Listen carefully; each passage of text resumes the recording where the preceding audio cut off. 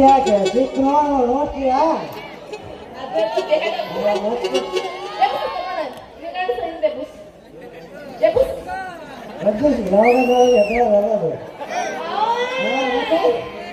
ಯಾವಾಗ ಅದು ಯಾವ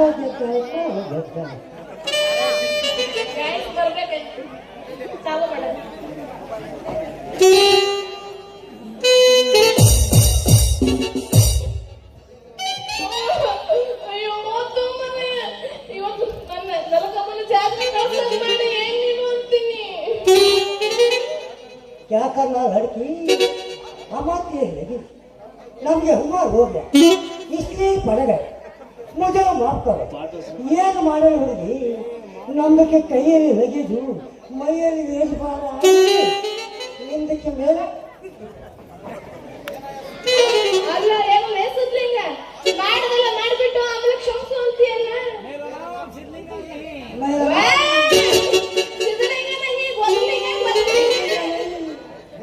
ಬುಡೆ ಸಾಬು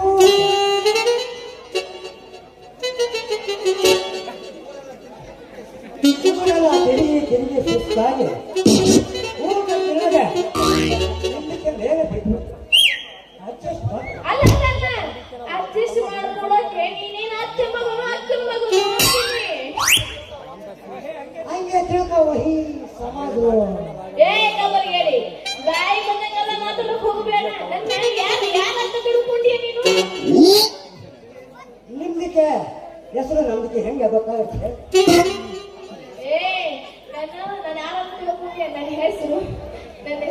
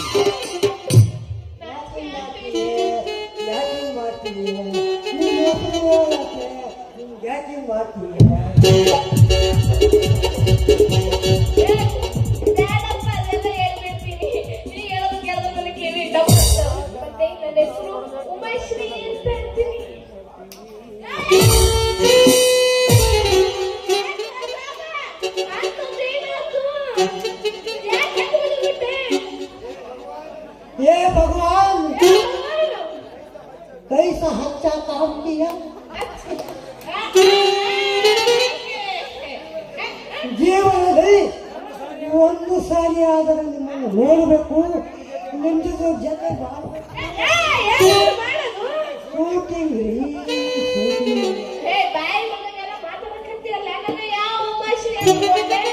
ಅದೇ ವಹಿ ಸಿನಿಮಾ का उमश्री क्या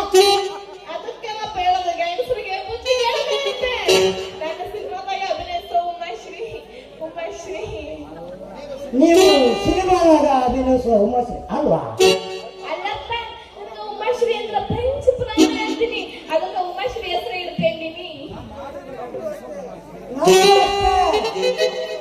ಅವನು ಗೊತ್ತಿಲ್ಲ ನಮ್ದು ಜೀವ ಜೀವ ಜೀವ ಇಟ್ಕೊಂಡಿದ್ದೀನಿ ಉಮಾಶ್ರೀ ಅಂದ್ರೆ ನಮ್ಮಂತ ಗಂಡಸರಿಗೆ ನಿದ್ದೆನೇ ಬರುತ್ತೆ ಎಲ್ಲರಿಂದನೂ ನೀರು ಬರ್ತೈತಿ ಅದೆಲ್ಲ ಇಲ್ಲಿ ಹಂಗ ಸಾಬಣ್ಣ ನೀನ್ ಏನ್ ಕೆಲಸ ಮಾಡ್ತೀಯ ನಮ್ದಕ್ಕೆ ಸಾಮಾನು ನೋಡಿದ್ರೆ ಗೊತ್ತಾಗಲ್ವಾ ಪ್ಲಾಸ್ಟಿಕ್ ರಿಪೇರಿ ಅಂತ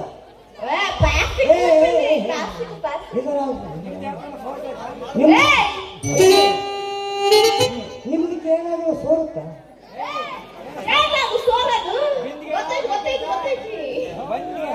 ಅದೇ ರೀ ಬಕೆಟ್ ಆಗಲಿ ಇಲ್ಲ ಬಿಂದಿಗೆ ಆಗಲಿ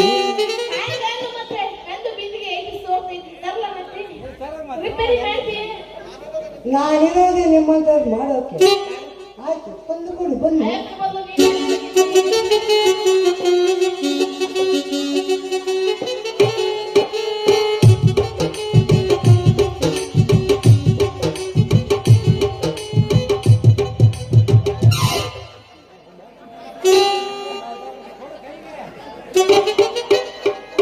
ಅಲ್ಲ ಕಾಣಿಸ್ತೈತೆ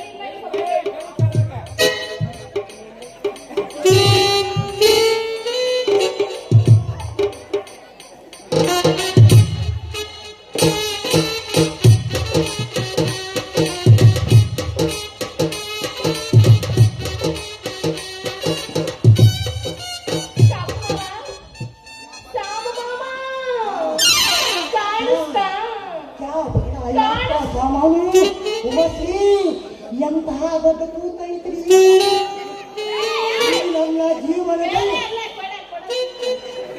ನನ್ನ ಜೀವನದಲ್ಲಿ ಇಂಥ ದೊಡ್ಡ ಕೂತು ನೋಡಿರೋದು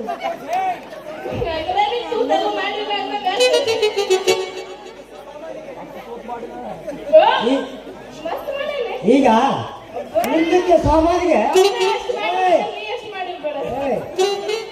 ಮುಂದಕ್ಕೆ ಸಾಮಾನಿಗೆ ನಮ್ದು ಸಾಮಾನು ಹಾಕಿ ರಿಪೇರಿ ಮಾಡ್ತೀವಿ ನೀನು ಜೀವನದಲ್ಲಿ ನೆನೆಸ್ಕೊಳ್ಬೇಕು ಹಾಗೆ ಮಾಡ್ತೀವಿ ಮಾತು ಕಡಿಮೆ ಮಾಡಿದ್ರೆ ಕೆಲಸ ಶುಭ ಮಾಡಕ್ ಹೋಗ್ತೀನಿ ನೋಡ್ ಸಾಬಣ್ಣ ಚಂದಾಗಿ ರಿಪೇರಿ ಮಾಡ್ಬೇಕು ನೋಡು ಮತ್ತೆ ನಂದು ಉಮಶ್ರೀ ಚೆನ್ನಾಗಿ ಮಾಡ್ಬೇಕು ಇನ್ನೊಂದು ಸಾರಿ ಅಂತ ಗುಣಿಸ್ಕೊಳ್ಬಾರ್ದು ನಂಬಿಕೆ ಮಾಡು ಎಲ್ಲೆಲ್ಲಿ ಟೈಟ್ ತುಕ್ಕಡ್ಬೇಕು ಯಾರಿಗೆ ಗೊತ್ತೈತಿ ಅದೆಲ್ಲ ಇಲ್ಲಪ್ಪ ಇದಕ್ಕೆ ಎಷ್ಟು ರೇಟು ಎಷ್ಟು ರೊಕ್ಕ ಕೊಡ್ಬೇಕು ಬಡ ಅಕ್ಕ 30 ರೂಪಾಯಿ 30 ರೂಪಾಯಿ 30 ರೂಪಾಯಿ ಮೌನ 30 ರೂಪಾಯಿ 30 ರೂಪಾಯಿ 30 ರೂಪಾಯಿ ಜಾಸ್ತಿ ಆಯ್ತಪ್ಪ ಸ್ವಲ್ಪ ನೋಡಿ ರೊಕ್ಕ ಕೇಳು ಒಬ್ಬೊಬ್ಬರಿಗೆ ಇಲ್ಲಿ ನೋಡು ಅಲ್ಲ ಇಲ್ಲಿ ನೋಡು ಎಷ್ಟು ದೊಡ್ಡ ತೂಕ ಐತೆ ಕೆಲಸ ಜಾಸ್ತಿ ಇದೆ ಹೋಗಿ ಅಲ್ಲ ಹೋಗಿ 20 ರೂಪಾಯಿ ಕೊಡು ಆಯ್ತು ಬಿಡಪ್ಪ ಅಷ್ಟೇ ಕೊಡ್ತೀನಿ ಚಂದ ರಿಪೇರಿ ಮಾಡಾತೇನು ಅಕ್ಕವು ಅಕ್ಕ ಶಾದಿ ಹೋಗಿ ಮದುವೆ ಆಗಿದೆಯಾ ಗೊತ್ತಾಯ್ತು ವಯಸ್ಸು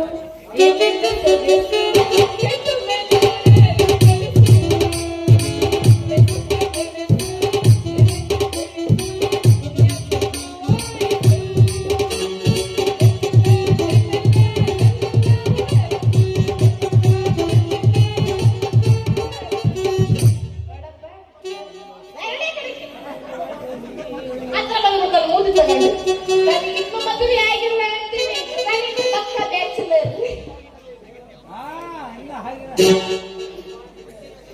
ಯಾವ ಅಕ್ಕ ಜೋಡಿ ನಿನಗೆ ಒಳ್ಳೆ ಗಿರಾಕಿ ಸಿಕ್ತು ಇನ್ನು ಮೇಲೆ ಅವ್ರದಕ್ಕೂ ನಮ್ದಕ್ಕೂ ಅಂಟು ಬಿಡದಂಗೆ ಬೇಸಿಗೆ ಹಾಕಿ ರಿಪೇರಿ ಮಾಡ್ತೀವಿ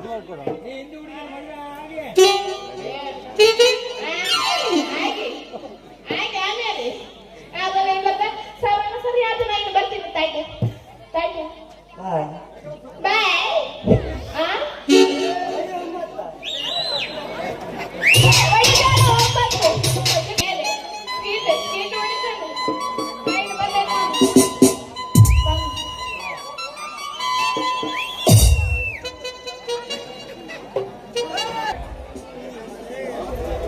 आज मेरा नसीब बहुत अच्छा है हे ಭಗವಂತ ಇವತ್ತು ನಾನು ಎಂತಹ ಅದೃಷ್ಟ ಮಾಡಿ ಬೆಳಿಗ್ಗೆ ಎದ್ದು ಬಂದ ಟೈಮು ತುಂಬಾ ಚೆನ್ನಾಗಿದೆ ಬಹಳ ಜನಕ್ಕೆ ಒಳ್ಳೆ ಗಿರಾಕಿ ಇತ್ತು ಇಲ್ಲಿ ಬೇರೆ ನಮ್ದಕ್ಕೂ ಅವ್ರದಕ್ಕೂ ಅಂಟು ಬೆಳೆದಂಗೆ ಬೇಸಿಗೆ ಆಯ್ತು ಹುಡುಗಿನ ಮದುವೆ ಮಾಡಿಕೊಂಡು 500 ಬಾರಿಗೆ ಹೋಗ್ತೀವಿ को लड़की को कार रहकर कर हैदराबाद जाऊंगा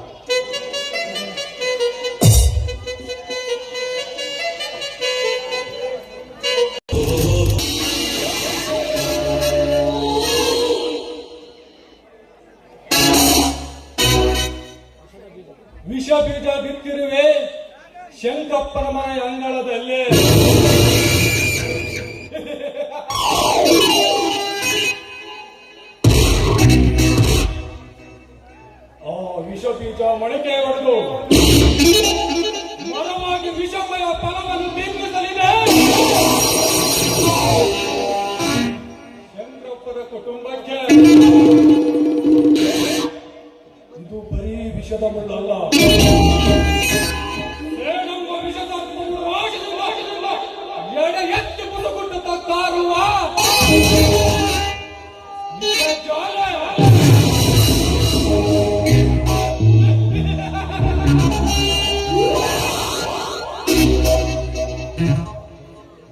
ಆ ಸೇಡಿನ ದಳ್ಳರಿಯಲ್ಲಿ ಎಂದೊಂದು ದಿನ ಭಸ್ಮವಾಗುವುದು ಶಂಕರಪ್ಪನ ಮನೆತನ.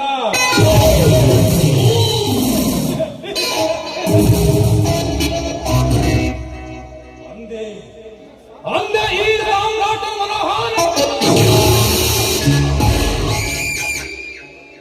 ಪ್ರತಿದಿನ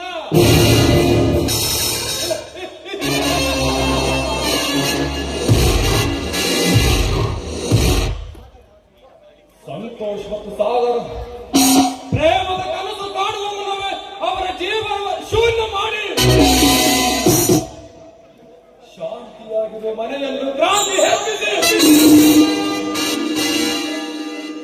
ರಕ್ತದೋಗಲು ಚೆಲ್ಲಿ ಆ ರಕ್ತದಲ್ಲಿ ಕೈ ತೊಳೆದು ಬರುತ್ತಿದ್ದಾರೆ.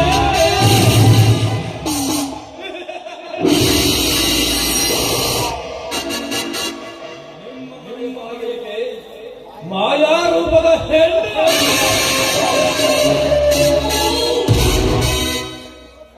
ಹೆಣ್ಣು ಈ ಸಮಾಜದ ಕಣ್ಣು. ಆದರೆ ಈ ಹೆಣ್ಣು ಶಂಕರಪ್ಪನ ಮನೆಯ ಪಾಲಿನ ಹುಣ್ಣು.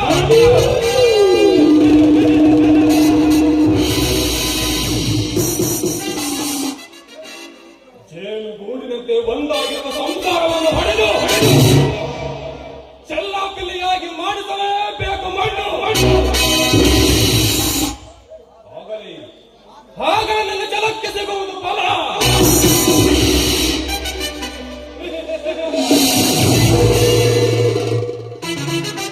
ಗೊತ್ತಾಯ್ತೆ ಈ ಸಾಮ್ರಾಟನ ಫಲ.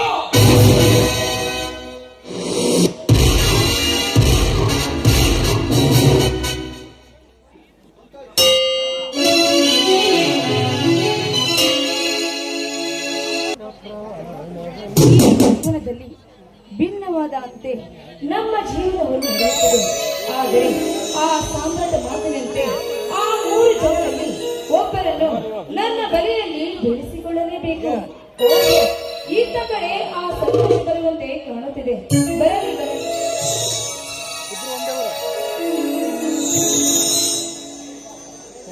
Hello Santosh, congratulation. Thank you. ಅಂದಾಗೆ ಈ ನಿಸರ್ಗದಡಿಯಲ್ಲಿ ನೀವೊಬ್ಬರೇ ಇರುವಿರಲ್ಲ, ಯಾಕೆ? ಬಸ್ ಹಿಡಿದು ಮುಂದೆ ಹೋಗೋಣವೆಂದರೆ ಈ ಪ್ರಕೃತಿಯ ಮಡಿಲನ್ನು ಕಂಡು ನನಗೆ ಮನಸ್ಸು ಮುಂದೆ ಹೋಗಲು ಬರಲೇ ಇಲ್ಲ. ಹೌದಾ? ನನ್ನ ಹೆಸರು ಏನಂತ ಗೊತ್ತಿರಲಿಲ್ಲ. ನನ್ನ ಹೆಸರು ಪ್ರೇಮ. ನಾನಿರೋದು ಚಿತ್ರದುರ್ಗದಲ್ಲಿ. ಅಂದ ಹಾಗೆ ಯುವರ್ ನೇಮ್ ಪ್ಲೀಸ್? ನನ್ನ ಹೆಸರು ಸಂತೋಷ. ಇದೇ ಊರಿನ ಪದವಿ ಮುಗಿಸಿದ್ದೇವೆ. ನಿಮ್ಮನ್ನು ಕಂಡು ನನಗೆ ತುಂಬಾ ಸಂತೋಷವಾಗುತ್ತಿದೆ. ನನ್ನನ್ನು ಕಂಡು ಸಂತೋಷ. What is the surprise? ನೋಡಿ, ನಾನೊಬ್ಬ ಡ್ರಾಮಾ ಕಲಾವಿದೆ. ಏಕೆಂದರೆ ಡ್ರಾಮಾವನ್ನು ಕಲಿತು ಮುಂದೆ ಸಾಗುತ್ತಿದೆ ನನ್ನ ಜೀವನ. ಈ ಊರಿನಲ್ಲಿ ಬಸ್ ನೋಡೋಣವೆಂದರೆ ಇಲ್ಲಿ ಬಸ್ ಸಿಗಲಿಲ್ಲ. ಅದಕ್ಕೋಸ್ಕರ ಮುಂದೆ ಹೋಗಲು ಸಾಗುತ್ತಿಲ್ಲ ನನ್ನ ಮನಸ್ಸು. ನೋಡಿ, ನೀವು ಹೇಳುವ ಮಾತು ತುಂಬಾ ಅರ್ಥಗರ್ಭಿತವರು. ನಿಮ್ಮ ಸೂತ್ರವನ್ನು ಸ್ವಲ್ಪ ಬಿಡಿಸಿ ಹೇಳಿವಿರಾ? ನೋಡಿ ಸರ್, ಈ ಜೀವನವು ಒಂದು ನೀರಿನ ಮೇಲೆ ಗುಳ್ಳೆ ಇದ್ದಾಗೆ. ಅದರಂತೆ ಈ ಆಶಾ ಗೋಪುರಗಳ ಮಧ್ಯೆ ನಾನು ಸುರಿದಂತೆ ಕಾಪಾಡುತ್ತಿದ್ದೇನೆ. ಅದೇ ರೀತಿ ನೀವು ನನ್ನ ಜೊತೆಯಲ್ಲಿ ಕೈ ಹಿಡಿದರೆ ನಾವಿಬ್ಬರು ಯಾವತ್ತಿದ್ದರೂ ಸುಖವಾಗಿರಬಹುದು, ಅಲ್ಲವೇ? ನೀನು ಹೇಳಿದ ಹಾಗೆ ನಾನು ಹೇಳುವುದಕ್ಕೆ ಕನ್ನಡದಲ್ಲಿ ಪದಗಳೇ ಸಾಲ. ಮೊದಲದಾಗಿ ಹೇಳ್ಬೇಕಂದ್ರೆ, ನೀನೊಬ್ಬರು ಬ್ರಾಹ್ಮಣ. ಮುಖಕ್ಕೆ ಬಣ್ಣ ಹಚ್ಚಿಕೊಂಡು ನಾಟಕ ಆಡುವಂತೆ ನನ್ನ ಜೀವನದಲ್ಲಿಯೂ ಸಹ ನಾಟಕ ಆಡುವುದು. ಅದರಲ್ಲೂ ಈ ರೀತಿ ನಿರ್ಭೀತಿಯಿಂದ ನನ್ನ ಹೃದಯವನ್ನು ನಿನಗೆ ಒಪ್ಪಿಸಿದ್ದೇನೆ ಎಂದು ಹೇಳಿದ ಹೆಣ್ಣನ್ನು ನಾನು ನೋಡಿದ್ದು ಇದೇ ಮೊದಲ ಬಾರಿ. ಈ ಪ್ರೀತಿ ಎನ್ನುವುದು ಒಂಥರ ಅಟ್ರಾಕ್ಷನ್ ಇದ್ದಾಗೆ. ನೋಡಿ, ಒಂದು ಗಂಡಿನ ಹಿಂದೆ ಯಾವತ್ತಿದ್ದರೂ ಒಂದು ಹೆಣ್ಣಿನ ಶಕ್ತಿ ಇದ್ದೇ ಇರುತ್ತದೆ. ಅದೇ ರೀತಿ ಈ ಲೈಲಾ ಮಜ್ನು ಅವರಂತೆ ನಮ್ಮ ಪ್ರೀತಿ ಯಾವತ್ತಿದ್ದರೂ ಸಾಗಬೇಕೆಂಬುದೇ ನನ್ನ ಆಸೆ.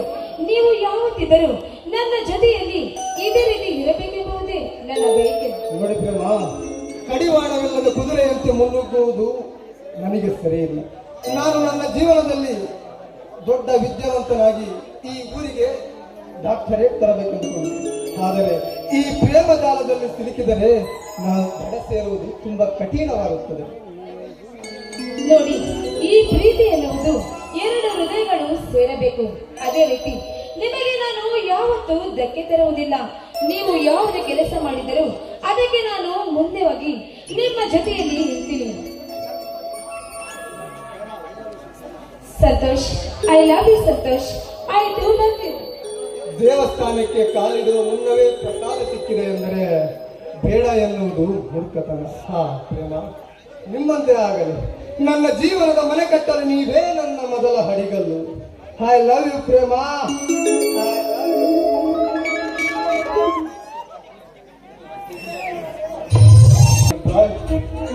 ಆಯ್ತು, ಹೋಗಿ ಬನ್ನಿ. ಬಾಯ್ ಬಾಯ್.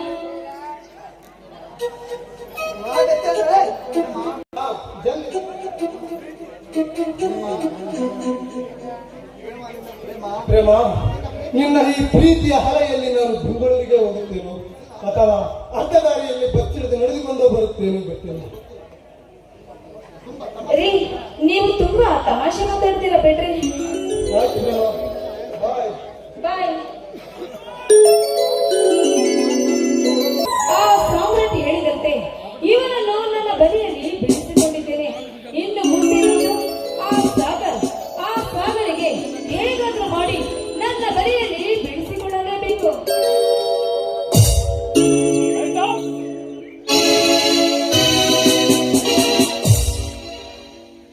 ಯಾರು? ಏನಾಯ್ತು ನಿಮಗೆ? ಸರ್, ನನ್ನ ಹೆಸರು ಪ್ರೇಮ ಅಂತ. ನಾನು ಹೋಗ್ಬೇಕಾದ್ರೆ ಇಲ್ಲಿ ಬಸ್ಸಿಗೋಸ್ಕರ ಕಾಯ್ತಿದ್ದೆ. ಆದ್ರೆ ನಾನು ಹೋಗುವ ದಾರದಲ್ಲಿ ಹಾವು ಬಂತು. ಅದಕ್ಕೋಸ್ಕರ ಹೆದರ್ಕೊಂಡು ಇಲ್ಲಿ ನಿಂತಿದ್ದೇನೆ. ಛೇ, ಇಷ್ಟಕ್ಕೆಲ್ಲ ಹೀಗೆ ಎದುರುವುದು? ಹೆಣ್ಣು ಕಿತ್ತೂರು ರಾಣಿ ಚೆನ್ನಮ್ಮ ಹೊರಗೆ ಹೋಗುವ ಹಾಗೆ ಧೈರ್ಯಶಾಲಿಯಾಗಿರಬೇಕು. ನೋಡಿ, ಆ ಧೈರ್ಯಶಾಲಿ ನಿಮ್ಮಲ್ಲಿದ್ದರೆ ನನಗೆ ಆ ಭಯ ಏನೇ ಇಲ್ಲ. ನೀವು ಏನು ಹೇಳ್ತಿರುವಿರಿ? ಹೌದು ಸರ್, ನಾನು ನಿಜವನ್ನೇ ಹೇಳುತ್ತಿರುವೆ. ಏಕೆಂದರೆ ನಾನು ಹೋಗುವ ದಾರಿಯಲ್ಲಿ ಆ ರೀತಿ ಪರಿಸ್ಥಿತಿ ಇತ್ತು. ಅಂದ ಹಾಗೆ ತಮ್ಮ ಹೆಸರು? ನನ್ನ ಹೆಸರು ಸಾಗರ ಅಂತ. ಇದೇ ಊರಿನ ಆಗರ್ಭ ಶ್ರೀಮಂತ ಶಂಕರಪ್ಪನ ಮೂರನೇ ಮಗ. ಇನ್ನೂ ವ್ಯಾಸಂಗ ಮಾಡುತ್ತಿದ್ದೇನೆ. ಒಂದು ವೇಳೆ ವಿದ್ಯಾಭ್ಯಾಸಕ್ಕೆ ಕೈ ಮುಗಿದರೆ ಈ ಕಾವೇರಿ ಮಾತೆಯ ಮಡಿಲಲ್ಲಿ ರೈತನ ಮಗನಾಗಿ ದುಡಿದು ತುಂಬುತ್ತೇನೆ. ಹಾ ಪ್ರೇಮ, ಹಂಗಾಗೆ ಈ ದಾರಿಯಲ್ಲಿ ನೀವು ಒಬ್ಬಳೇ ಒಂಟಿಯಾಗಿರಲು ಕಾರಣ? ನಾನು ನನ್ನ ಫ್ರೆಂಡಿನ ಮನೆಗೆ ಹೋಗ್ಬೇಕಾಗಿತ್ತು. ಆದ್ರೆ ಇಲ್ಲಿ ಬಸ್ ಸಿಗಲಿಲ್ಲ. ಅದಕ್ಕೋಸ್ಕರ ಇಲ್ಲೇ ನಿಂತಿದ್ದೇನೆ. ಪ್ರೇಮ, ಈ ಹಳ್ಳಿ ಅದೊಂದು ದೊಡ್ಡ ಸಮಸ್ಯೆ. ಸಮಯಕ್ಕೆ ಸರಿಯಾಗಿ ಬಸ್ಸು ಬಂದರೆ ನಾವೇ ಅದೃಷ್ಟವಂತರು. ಹಾ ಪ್ರೇಮ, ಈ ಬಸ್ಸಿನ ಬಗ್ಗೆ ಒಂದು ತಮಾಷೆ ಇದೆ, ಹೇಳ್ತೀನಿ ಕೇಳು. ನಮ್ಮ ಊರಿಗೆ ಹೊಸದಾಗಿ ಬೊಮ್ಮಲಿಂಗೇಶ್ವರ ಬಸ್ಸು ಅಂತ ಬಂತು. ಅದು ಎಂದೂ ಸರಿಯಾದ ಸಮಯಕ್ಕೆ ಬರಲಿಲ್ಲ. ಒಂದು ದಿನ ಮಾತ್ರ ಸರಿಯಾದ ಸಮಯಕ್ಕೆ ಬಂತು. ಆಗ ಊರಿನ ಜನರೆಲ್ಲರೂ ತುಂಬಾ ಖುಷಿಯಾಗಿ ಆ ಡ್ರೈವರ್ ಅನ್ನು ಕೆಳಗಿಳಿಸಿ ಹೂವಿನ ಹಾರವನ್ನು ಹಾಕಿದರು. ಆಗ ಆಶ್ಚರ್ಯದಿಂದ ನನಗೇಕೆ ಇಷ್ಟೊಂದು ಮರ್ಯಾದೆ ಎಂದು ಕೇಳಿದಾಗ ಇಂದು ಬಸ್ಸು ಸರಿಯಾದ ಸಮಯಕ್ಕೆ ಬಂದಿದೆ ಎಂದು ಹೇಳಿದರು. ಅದಕ್ಕೆ ಆ ಡ್ರೈವರ್ ಏನಂದು ಗೊತ್ತಾ ಪ್ರೇಮ? ಏನ್ ಹೇಳಿದ್ರು? ಇದು ನಿನ್ನೆ ಬರಬೇಕಾದ ಬಸ್ಸು ಇವತ್ತು ಬಂದಿದೆ ಎಂದು ಹೇಳಿದಾಗ ಅಲ್ಲಿ ನೆರೆದ ಜನರೇ ಇಂಗು ತಿಂದ ಮಂಗನಂತಾದರು. ಏಕೆ ಪ್ರೇಮ ಈ ರೀತಿ ನೀವು ಮಾತನಾಡ್ತಿದ್ದೀರಿ? ಹೇಗೆ ಪ್ರೇಮ ನಗುತ್ತಿರುವೆ? ನೋಡಿ, ನೀವು ಬರೇ ತಮಾಷೆ ಮಾಡ್ತೀರಲ್ಲ. ಛೇ, ಇದು ತಮಾಷೆ ಅಲ್ಲ ಪ್ರೇಮ, ನಿಜ ಚಿತ್ತಿ. ಇರಲಿ ಬನ್ನಿ, ನಿಮ್ಮನ್ನು ಡ್ರಾಪ್ ಮಾಡುತ್ತೇನೆ. ಎಲ್ಲಿಗೆ? ನಮ್ಮ ಹಿತಾಶಿಗಳ ಊರಿಗೆ. ನೋಡಿ, ನೀವು ಪರಿಚಯದ ಮೇಲೆ ನಾನು ಇಲ್ಲೇ ಇರಬೇಕೆಂದು ತೀರ್ಮಾನ ಮಾಡಿದ್ದೇನೆ. ಎಲ್ಲಿ ಅಂದರೆ? ನಿಮ್ಮ ಜೊತೆಯಲ್ಲಿ ಕೂಡಿ ನಿಮ್ಮ ಜೊತೆ ಬಾಳಬೇಕೆಂದು ಆಸೆ ಪಡುತ್ತಿದ್ದೇನೆ. ನೀವೇನು ಹೇಳುತ್ತೀರೋ ಪ್ರೇಮ? ನಾನಿನ್ನು ಮದುವೆ ಆಗದ ಗಂಡು, ನೀನಿನ್ನು ಮದುವೆ ಆಗದ ಹೆಣ್ಣು. ಪ್ರೇಮ, ಇಂತಹ ಸಮಯದಲ್ಲಿ ದಾರಿ ತಪ್ಪಿ ಮಾತನಾಡಬೇಡ ಪ್ರೇಮ. ಹೌದು ಸಾಗರ್, ನೋಡಿ, ನಾನೊಬ್ಬ ಅನಾಥೆ. ನನಗೆ ತಂದೆ ತಾಯಿ ಯಾರು ಇಲ್ಲ. ಅದಕ್ಕೋಸ್ಕರ ನಿಮ್ಮನ್ನು ನಾನು ಪ್ರಾಣಕ್ಕಿಂತ ಹೆಚ್ಚಾಗಿ ಪ್ರೀತಿ ಮಾಡುತ್ತೇನೆ. ಅದಕ್ಕೆ ನಾವಿಬ್ಬರು ಒಂದಾದರೆ ಈ ಪ್ರಪಂಚದಲ್ಲಿ ನಾವು ತುಂಬಾ ಸಂತೋಷವಾಗಿರಬಹುದಲ್ವೇ? ಪ್ರೇಮ, ನಾನಿನ್ನು ಭವಿಷ್ಯದಲ್ಲಿ ದೊಡ್ಡ ದೊಡ್ಡ ಭರವಸೆಗಳನ್ನು ಇಟ್ಟುಕೊಂಡಿದ್ದೆ.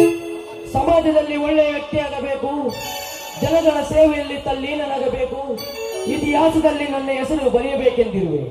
ಪ್ರೇಮ, ಇಂತಹ ಸಮಯದಲ್ಲಿ ನನ್ನ ಮನಸ್ಸು ಕೆದಕಬೇಡ ಪ್ರೇಮ, ಕೆದಕಬೇಡ. ನಿಮ್ಮ ಭವಿಷ್ಯಕ್ಕೆ ನಾನು ಯಾವತ್ತಿದ್ರೂ ಧಕ್ಕೆ ತರುವುದಿಲ್ಲ. ನಿಮ್ಮ ಸಾಧನೆಗೆ ನಾನು ಯಾವತ್ತಿದ್ದರೂ ಕಾವಲಾಗಿರುತ್ತೇನೆ, ಸರಿಯೇ? ಪ್ರೇಮ, ನಿನ್ನ ಪ್ರತಿಯೊಂದು ಮಾತುಗಳು ಕೇಳಿಸುತ್ತವೆ. ನೀ ಬಿಡುವ ಪ್ರೇಮದ ಬಾಣಗಳಿಂದ ನಿಮ್ಮಂತೆಯೇ ಆಗದು.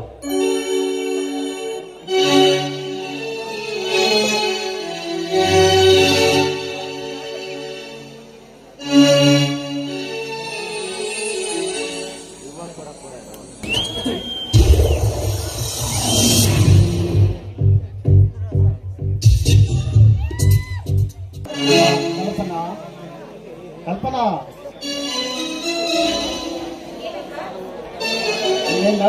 ನಿನ್ನ ಅಣ್ಣಂದ್ರೆ ಎಲ್ಲಿಗೆ ಹೋಗಿದ್ರಮ್ಮ?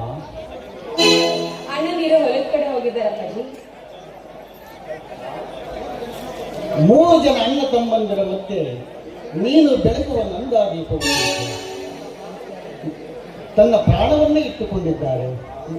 ಆ ಭಗವಂತ ನಿಮಗೆ ಸರಿಸಮವಾದ ಕರುಣಿಸಿದರೆ ವಿಜೃಂಭಣೆಯನ್ನು ಮದುವೆ ಮಾಡಿ ಅಂಬಾರಿಯ ಮೇಲೆ ಕೂರಿಸಿ ಮೆರವಣಿಗೆಯನ್ನು ಮಾಡಬೇಕೆಂದಿದ್ದೇನಮ್ಮ.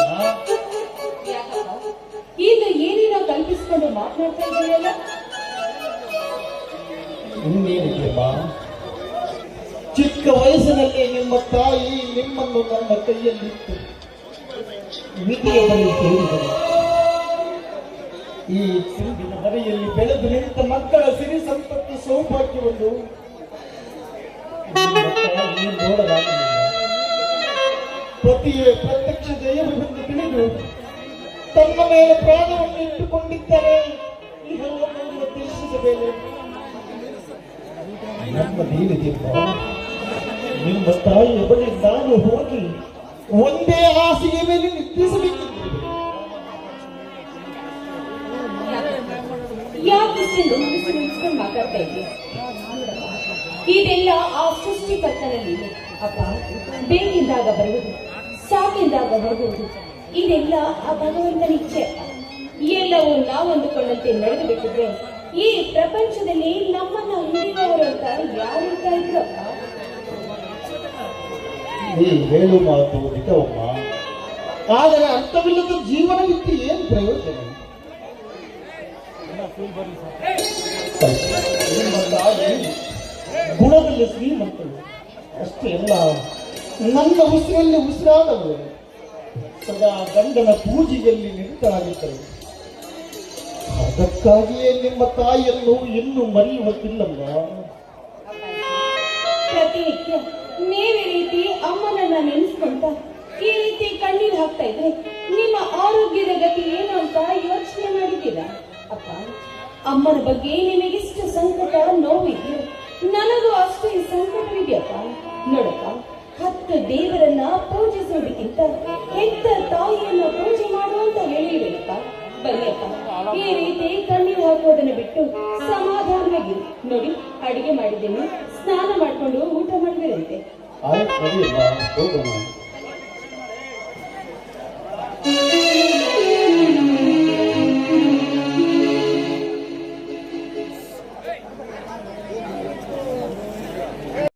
ಆ ಕನ್ನಡ ತಾಯಿ ಶಾರದಾಂಬೆ ಕೃಪೆಯಿಂದ ನಾನು ಮೊದಲ ಬಾರಿಗೆ ಶಿಕ್ಷಕಿಯಾಗಿದ್ದೇನೆ.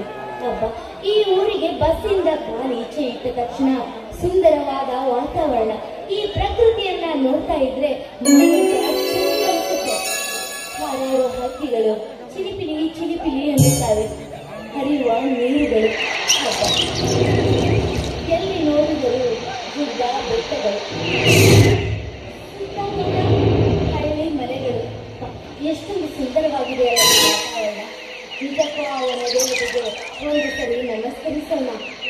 ಈ ಹಳ್ಳಿಯಲ್ಲಿ ನಾನು ಟೀಚರ್ ಆಗಿ ಬರಲು ಪುಣ್ಯ ಮಾಡಿದ್ದೆ ಅನಿಸುತ್ತೆ.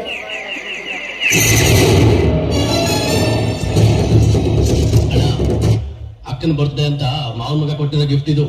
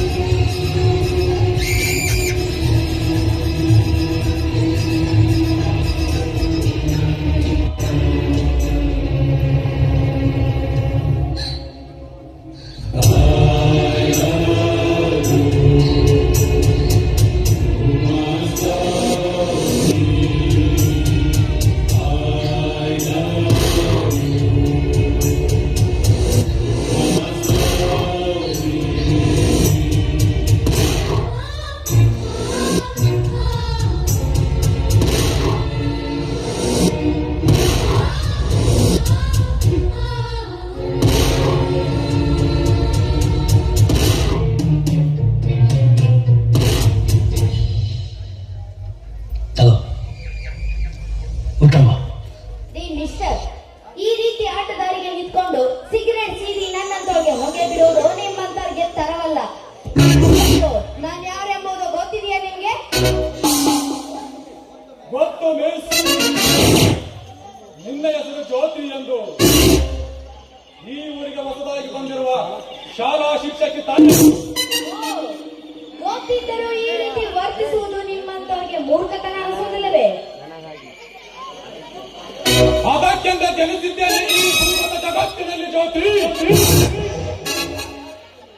ಮಹಾಭಾರತದಲ್ಲಿ ಬರೀ ಪಾಂಡವರು ಹಿಂದಿದ್ದರೆ ಅದು ಮಹಾಭಾರತವಾಗುತ್ತಿರಲಿಲ್ಲ. ಅದರ ಜೊತೆಗೆ ಕೌರವರು ಇರುವುದರಿಂದ ಅದು ಮಹಾಭಾರತವಾದದ್ದು. ಜ್ಯೋತಿ, ಮಹರ್ಷಿ ವಾಲ್ಮೀಕಿ ರಚಿಸಿರುವಂತಹ ರಾಮಾಯಣವು ಅಷ್ಟೇ. ರಾಮನಿಗೆ ತಕ್ಕ ರಾವಣ ಅದು ರಾಮಾಯಣವಾದದ್ದು.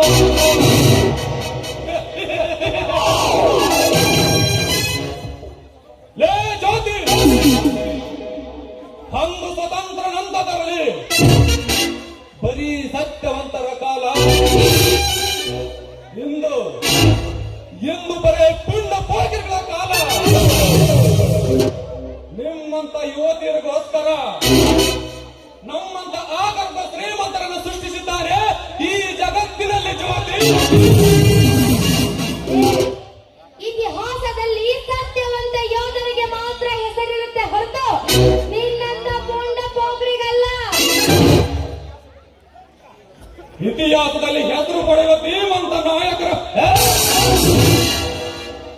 ಈಗಿನ ಕಾಲದಲ್ಲಿ ಇಲ್ಲವಂದ ಮೇಲೆ ಇಂಥ ರಾವಣ ರಾಜ್ಯದಲ್ಲಿ ನಮ್ಮಂತ ರಣಜ ಮಾಡೋರಿಗೆ ಯಾವ ಪುಸ್ತಕದಲ್ಲಿ ಲೆಕ್ಕಿಕ್ಕಿದ ಜ್ಯೋತಿ? ಬರೀ ಜ್ಯೋತಿ ಅಲ್ಲ, ಮಿಸ್ಟರ್ ಮೇಡಮ್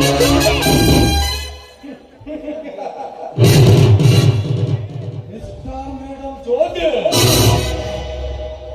ಲೇ, ನಿಮ್ಮಂತ ರಂಗೆ ಊರ್ವಶಿ ಮೇಲಕಿಯನ್ನೇ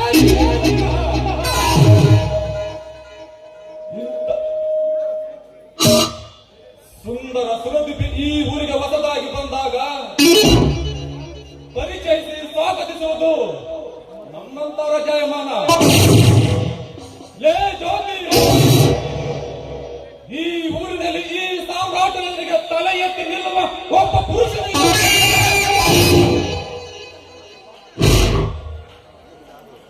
ನೀವು ನನ್ನ ಮಾತು ಕೇಳಿದರೆ ಆಳುಗೋಡೆಯಂತೆ ಜ್ಯೋತಿ ಬಿದ್ದಿರುವ ಆ ಶಾಲೆಯಲ್ಲಿರುವುದಕ್ಕಿಂತ ಸ್ವರ್ಗದ ಅರಮನೆಯಂತಿರುವ ನನ್ನ ಮನೆಯಲ್ಲಿಟ್ಟುಕೊಳ್ಳುವುದಿಲ್ಲ. ನನಗೆ ಇದೇನು ಬಾಯಿಗೆ ಬಂದ ಹಾಗೆ ಹೊಲಸು ಮಾತನಾಡಿ ನಿನ್ನ ನಾಯಿಗೆ ಹೊಲಸು ಮಾಡ್ಕೋಬೇಡ. ನೋಡು, ನಾವು ಓದಿ ವಿದ್ಯಾವಂತರಾಗಿರೋಳು, ಸಮಾಜದಲ್ಲಿ ಹೇಗೆ ನಡ್ಕೋಬೇಕು ಅನ್ನೋದು ನನಗೆ ಚೆನ್ನಾಗಿ ಗೊತ್ತು. ಶಿಕ್ಷಕಿಯಾಗಿದ್ದೇನೆ. ನಿನ್ನ ತಾಳಿ ಮಾನವನ ಹತ್ರ ಬುದ್ಧಿ ಹೇಳಿಸ್ಕೊಳ್ಳೋ ಅವಶ್ಯಕತೆ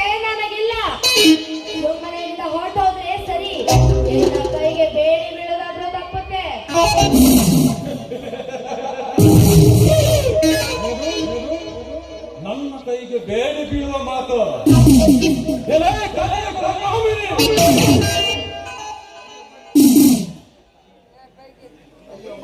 ನೀರಿನ ಪ್ರಪಂಚದ ಸೃಷ್ಟಿಯಲ್ಲಿ ಅತಿ ಚಿಕ್ಕವಳು. ನಿನಗೆ ಶಾಲಾ ಶಿಕ್ಷಕ ಎಂಬ ಅಹಂಕಾರ ಬಿಟ್ಟರೆ ಮುಂದಿನ ಭವಿಷ್ಯದ ಬಗ್ಗೆ ನಿನಗೆ ಅರಿವಿಲ್ಲ.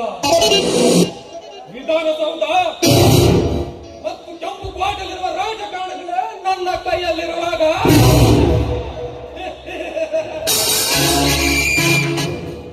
ನನ್ನ ಕೈಗೆ ಬೇಡಿ ಬೀಳುವ ಮಾತುಗಳಲ್ಲಿ ನಿನ್ನ ಬಳಿಗೆ ಮಾಂಗಲ್ಯ ಬೆಳೆದು ನೋಡಿಕೋ. ಅಂದರೆ ನಿನ್ನ ಮಾತಿನ ಅರ್ಥ ನಿನ್ನ ತಲೆಯಲ್ಲಿ ಹೆಚ್ಚಿಗೆ ಕಡಿಸಿಕೊಳ್ಳದೆ ಈ ನನ್ನ ಕೈಗಳಿಂದ ನಿನ್ನ ಕೊಳ್ಳಿಗೆ ಮಾಂಗಲ್ಯವನ್ನು ಕಟ್ಟಿ ಈ ಹಾಗರ್ಭ ಶ್ರೀಮಂತನ ಮನೆಯಲ್ಲಿ ಮಡದಿಯಾಗಿ ಹೊರಗಿಡಿಯಾಗಿರುವುದನ್ನು ಕಲಿ. ನಾನು ಈ ಊರಿಗೆ ಶಿಕ್ಷಕಿಯಾಗಿ ಬಂದಿದ್ದು ನೀನಂತ ಹೊಂದಿ ಕೈಲಿ ತಾಳಿ ಕಟ್ಟಿಸ್ಕೊಂಡು ಸಂಸಾರ ಮಾಡಕ್ಕಲ್ಲ, ಇಲ್ಲಿ ಬಡ ಮಕ್ಕಳಿಗೆ ಪಾಠ ಹೇಳಿಕೊಡಲು ಬಂದಿರುವೆ. ಲೇ ಜ್ಯೋತಿ, ಈ ಹಳ್ಳಿಯಲ್ಲಿ ಶಾಲಾ ಮಕ್ಕಳು ನನ್ನ ಮಾತು ಮೀರಿ ಶಾಲೆಗೆ ಹೋಗುವುದಿಲ್ಲವೆಂದರೆ ನೀನು ಪಾಠ ಮಾಡುವುದಾದರೆ ಯಾರಿಗೆ? ನೋಡು ಜ್ಯೋತಿ, ಕೊನೆಯದಾಗಿ ಹೇಳುವೆ, ನಿನ್ನ ಮನಸ್ಸನ್ನು ನನಗೆ ಒಪ್ಪಿಸಿ ಈ ನನ್ನ ಹೃದಯ ಸಾಮ್ರಾಜ್ಯದಲ್ಲಿ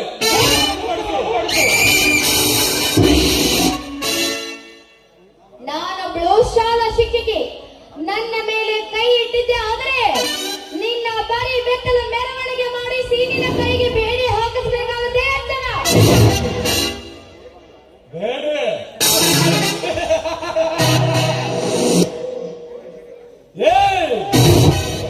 ಪೊಲೀಸರ ಎದುರಿಗೆ ಮಾನಭಂಗ ಸೃಷ್ಟಿ ಮಾಡುವ ಈ ಕಾಲದಲ್ಲಿ ಪೊಲೀಸರ ಭಯವೇ.